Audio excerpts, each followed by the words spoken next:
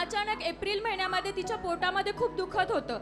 डॉक्टरांनी चेकअप करायला सांगितलं, सोनोग्राफी केली आणि त्यामध्ये त्यांना सांगितलं 3 महिन्याच्या गोळ्यांचा कोर्स देतो, त्यानंतर तुम्हाला बरं वाटेल. त्या गोळ्या घेऊन घरी आल्या, त्यांनी गोळ्या घेतल्या, थोडा दिवस त्यांना बरं वाटलं, पण त्याच्यानंतर अचानक पुन्हा एकदा त्यांच्या पोटामध्ये खूप दुखू लागलं आणि त्या वेदना खूप असह्य झाल्या होत्या.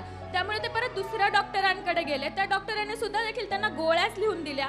त्यांनी जेव्हा त्या गोळ्या घेतल्या त्यांना उलट्या व्हायला लागल्या. त्यांना कळत नव्हतं काय, कारण कुठल्याच गोष्टीने त्यांना फरक पडत नव्हता.